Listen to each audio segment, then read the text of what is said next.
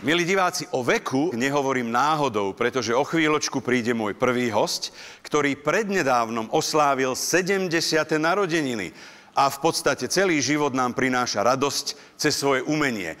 A ja by som mu chcel za všetkých divákov zablahoželať. Dámy a páni, Marian Labuda!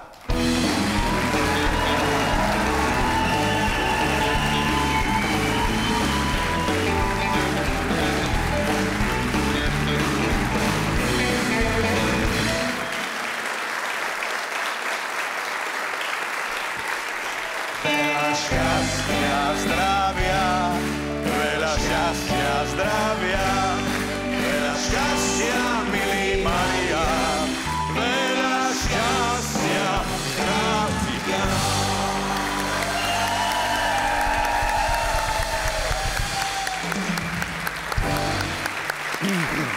Prosím. Áno? Ďakujem.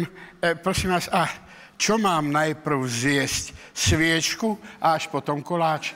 Alebo Ja by som povedal, že dodržíme tradíciu, sfúknuť sviečku a niečo si zaželať. Tak ešte raz všetko najlepšie. Nech sa páči. Ďakujem, ďakujem. Ja to dám zatiaľ na bok. Áno, áno. Potom sa môžeme do toho pustiť. 70 rokov, tak musím sa opýtať, keď sme tak začali, aké boli oslavy? No, cítil som sa skutočne od rána ako tie panie, neviem, či to teraz ešte robia, ale také, ktoré robili na poštovej ústredni.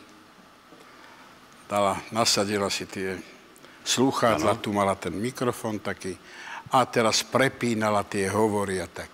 A ja v ten deň tých mojich narodení toto isté, ani keby som nastúpil do služby na pošte, pretože telefón neustále vyzváňal, ozývali sa všelijaké tie regionálne rádia, rozhlasy a všetci gratulovali a ani som nevedel, ako je večer. Takže takto mi prešiel ten slávnostný deň, to jubileum, bez toho, že som si nestačil ani niečo naliať, osviežiť si ústa, pretože som nikoho nechcel uraziť a za všetky tie gratulácie som bol vďačný.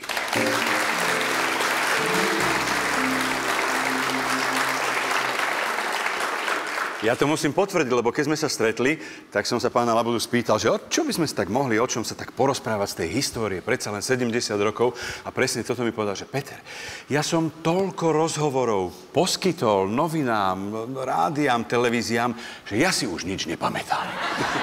Tak, ale toto bolo také, že pracovné, ale tá rodinná oslava.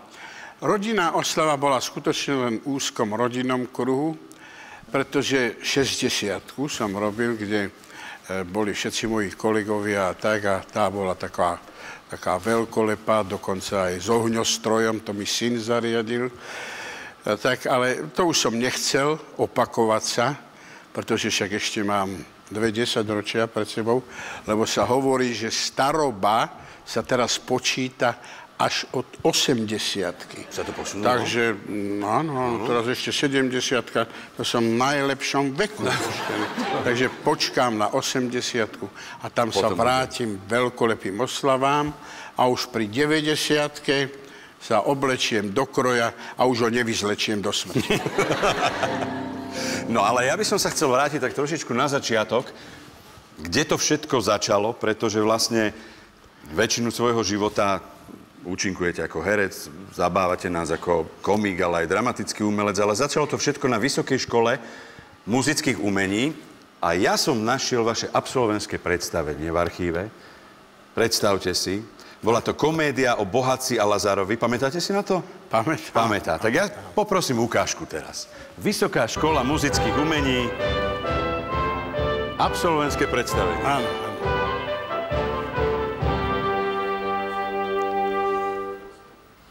Jak jsem já člověk náramně šťastný, mnohým statkem a zbožím obdařený, nemám plné všecky kouty, truhlice, komory, stodoly, sklepy, pinvice, zlatem, stříbrem, penězí i mnohými klénoty, obilím, víny dobrými, uherskými, rejnskými. To bolo v staroslovenčine, ten text, však? Divně a nákladně připravenými, že by člověk toho lépe žádatí na Pánu Bohu nemohl vinšovati.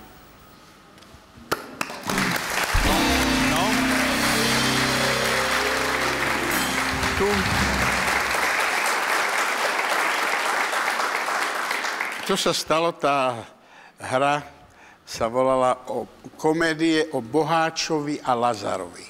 Ja som hral Boháča, predpokladalo sa, že budem taký skutočný boháč aj objemom a Stano Dančiak hral toho Lazara, chudáka, ale stalo sa, že ja som držal jednu dietu a ja som vychudol na Kozďa kožu a išli sme na zájazd do Talianska a tam sa to otočilo. Ja som bol ako výzorom taký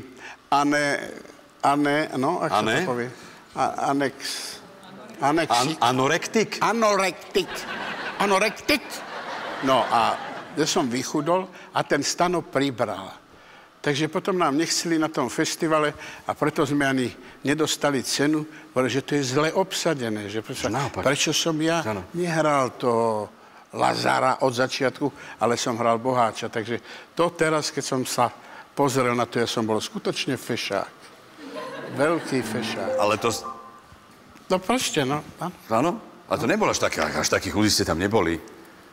Či? Tak z môjho hľadiska... No, z hľadiska, áno. Ja som bol teda vychudnutý na Kozďa kožu. No ale tieto diety, keď už o tom hovoríme, teda počas života ste skúšali nejaké? Alebo už potom ste rezignovali na to?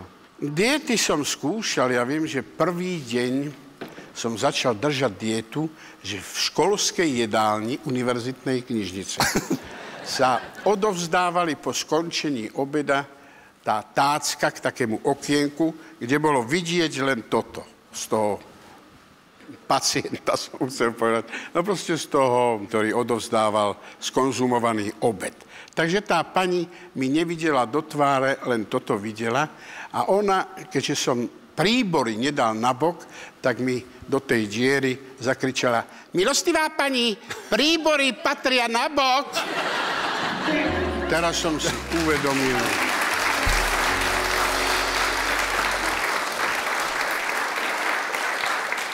keď už mužná moja hruď pôsobí na jednu pani v jedálni, že to je pani. Pani. A teda s dobrými trojkami, štvorkami, tak to som sa vylakal a začal som držať dietu. A na druhý deň som filmoval na Rybnom námestí. Tam bol trh a viem, že prvý deň som zjedol 3 mrkvy a 4 uhorky. Nič iné. A v tomto som pokračoval 10 dní, len s takými obmenami, že najprv boli uhorky, potom mrkva a sem tam zelený hrášok a takéto. A ja som schudol 20 kg. 20 kg som schudol a tam som bol skutočne. No. Potom už sa to nepodarilo nikdy asi, nie? Nie, potom som zistil, že napríklad to, že sa mi páčili dievčatá, vôbec nezáleží na tom, ako človek vyzerá. Že či je chudý, alebo taký. Páčili sa vám rovnako.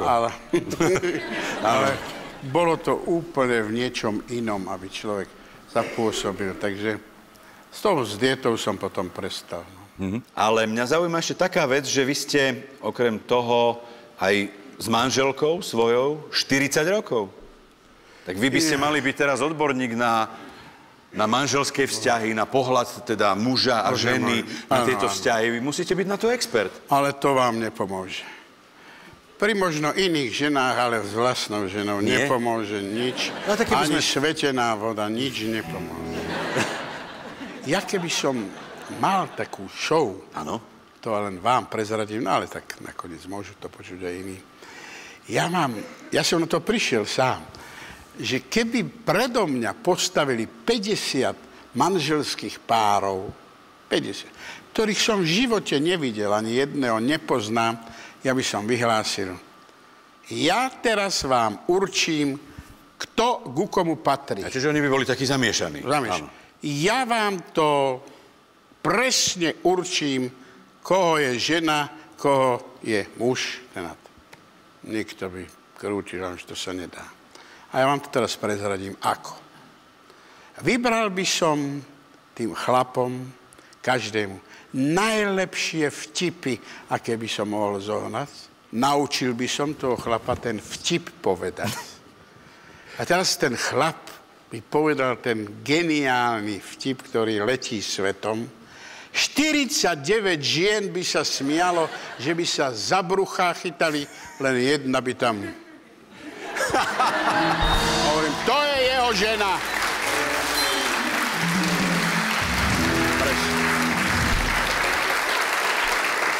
Je to tak. Keď sme spomínali, že ten systém, ako odhaliť, koho je to manželka, že manžel by povedal nejaký vtip, tak ja musím teda spomenúť aj ten slávny program Vtipnejší vyhráva, v ktorom ste účinkovali, keď sme teda tu v televízii. Tak ja neviem, tak chcete počuť nejaký vtip, že si urobíme taký Vtipnejší vyhráva? Áno, no tak také manželské, ja o manžel...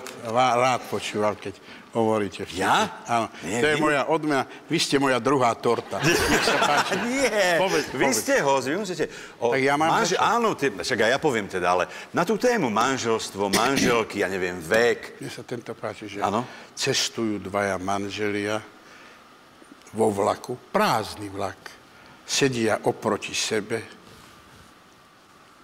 a po chvíľke ten chlap hovorí, Katka, prosím ťa, prisadni si ku mne. A ona taká pomykové, prisadne si k nemu a hovorí, Deško, a čo tak zrazu, prosím ťa? A on sa k nej nakloní. Nie tak zrazu, ale ja sa už na teba nemôžem dívať.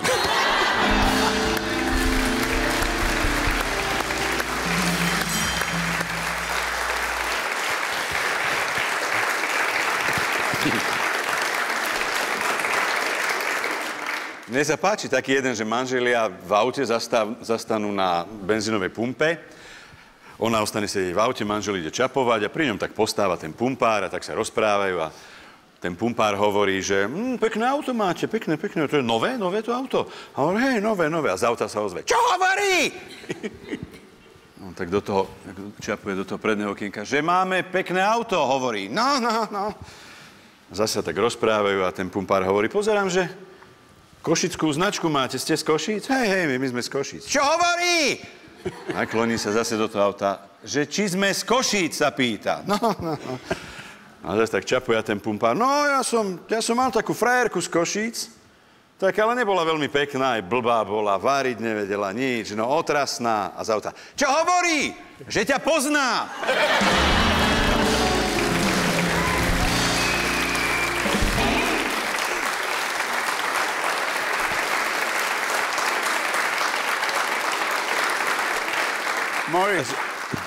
Môj obľúbený vtip je, ja neviem prečo, že príde ráno do ordinácie pani za doktorom, pozdraví pekne. Dobrý deň, pán doktor. A doktor, no tak čo? Čo máte? Povedzte. Ja neviem, pán doktor. Ja keď si sadnem, tak len sedí a sedí. A zase potom, keď sa postavím, tak len stojí a stojí. Pán doktor, prosím vás, čo mi je? Ten doktor sa na ňu pozrie a hovorí, viete čo, milostivá pani? Chodte do ryti a chodte.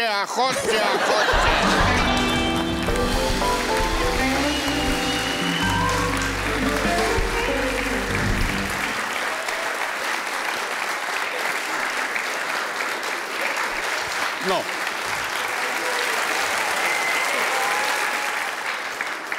To bol Vtipnejší vyhráva, ale keďže sme v slovenskej televízii, ja som našiel v archíve nejaké ukážky, pretože veľká časť vašej umeleckej kariéry bola o humore. Robili sa rôzne zábavné programy, teda okrem vašich samozrejme rolí, ktoré boli v divadle a tak, aj dramatického charakteru. No ale v slávnom programe Lasica Satinský Kto si je za dverami bol aj takýto spevácko-gymnastický výkon. Zahrám ti dnes pieseň tichu, takú tichú, počuť len ako Vánok letný. Počúvajú, všetko vraví, ako steblá vlažnej trávy. Počuj, ako ticho spieva o tom, že sa v stromoch stmieva. No.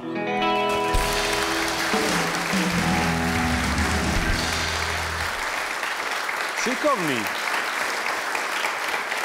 Ale ja musím povedať, že vy ste v mladosti boli hypochonder, naozaj taký vážny, ktorý každý týždeň si myslel, že zomiera. Je to pravda? Áno, no tak ja to mám po otcovi. A môj otec, ktorý keď počul prvýkrát, že nad našou dedinou leteli lietadlá, tak vyskočil z toho spánku, sadol na bicykel a do takého heberca, sa volá ten kopec, do sebe chlieb, ťahal, aby rozprúdil v sebe krv, pretože mama ho našla už po tomto výkone. V jednej ruke mal štamperlík, druhej mokrý uterák a ruženec, modlil sa a mama mu hovorí, Jožko, a čo ty tu robíš? A teraz on jej toto popísal. Toto a toto sa stalo, tak ja, aby som sa presvedčil, že mi bije srdce, tak spravil túto vec. No ale odtedy začal chodiť po doktoroch, pretože už nemohol spávať a namýšľal si, že je koniec, nastala jeho posledná hodinka a tak.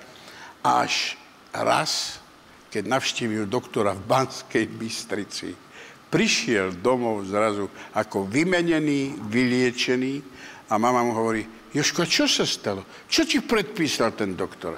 Ale prosím ťa, poslal ma za plentu a teraz prišiel toho doktorov kamarát, Maďar, a keďže oni si mysleli, že ja neviem po maďarsky, tak tí sa medzi sebou rozprávali. Ty, počúvaj, a čo tam máš za tým plentom? Akého pacienta? A ten druhý mu odpovedal, akého najlepšieho na svete. Hovno mu je a vždy donesie 100 korún. A toto ho... Hneď bol vyliečený.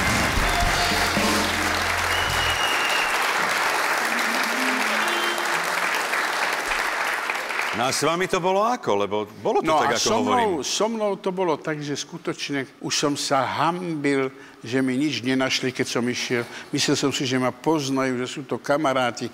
Tak som strkal peniaze do šuflíkov. Tým doktorom? Len aby niečo našli a nič.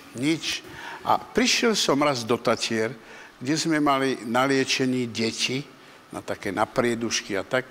A tam som sa zoznámil s chlapcami z horskej služby a tam sme sa dohodli pri tom víne, že pôjdem s nimi na túru na Gerlach na druhý deň. V živote som nebol na žiadnom kopci, no ale keď som sa s nimi dohodol, tak skutočne na druhý deň o 4 ráno ma vyviezli na Slieský dom a tam sme začali šlapať. Šlapali sme cez večný dážď. Tí, čo to poznajú, vedia, o čom hovorím. A išli sme ďalej. A vtedy sa deň predtým zabil nejaký policajt z Bratislavy a títo chlapci, horskej služby, mysliaci, že majú dočinenia s humoristom, tak na mňa pokrikovali, pozri sa, Marián, videl si policajské mozgy? Tam sú, tam na tom kameni, vidíš? A ja som, Bože môj, ja som si len dával to čelo na tú chladnú žulu a hovoril som si, toto absolvovať a v živote ma nikto nedostane na takúto túru. A všetko som absolvoval. Aj štít, aj dolu. A tam na Slieskom dome pri 4. šálke čaju s rumom som zrazu zistil, a ako si to mohol prejsť, ty taký chorý na srdce? Však toto sa nedá. To popri menšej námahe človek, ktorý zomiera každú chvíľu a čaká ho infarkt, to nemôže absolvovať. A tak toto mňa vyliečilo nie 100 korún, ale táto túra, kde som zabudol na všetky ťažkosti. A odtedy som bol zdravý a bol som zdravý až doteraz.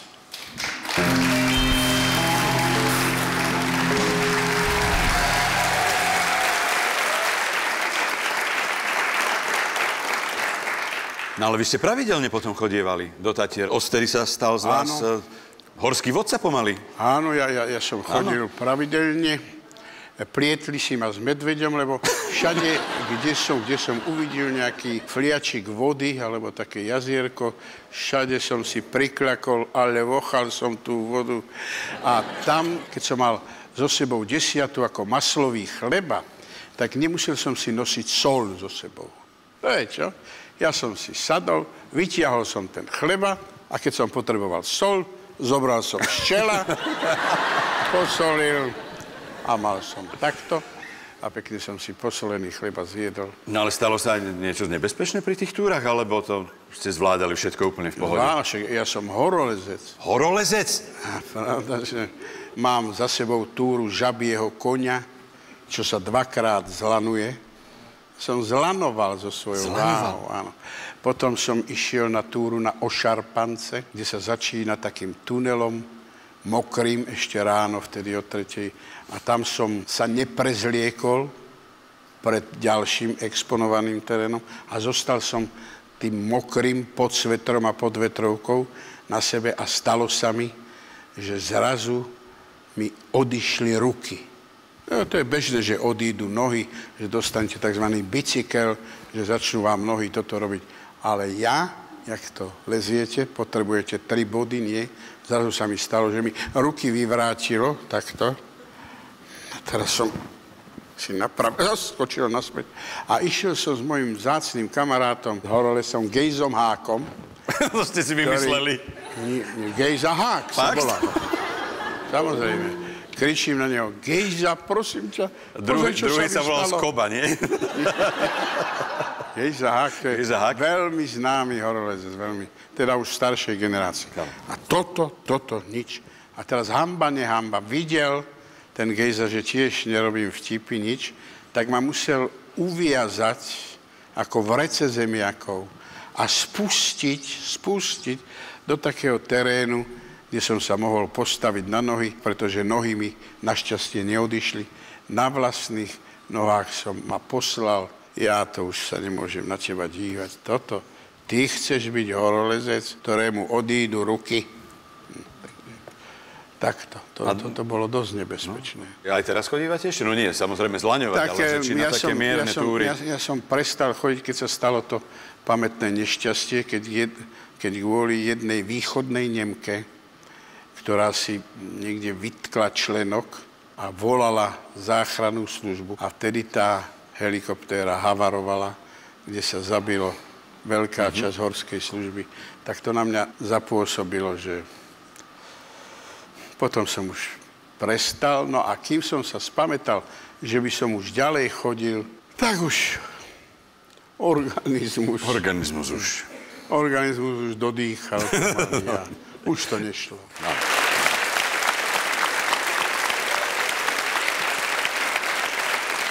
No ale na záver snáď ešte divákom povedať, kde vás môžu vidieť?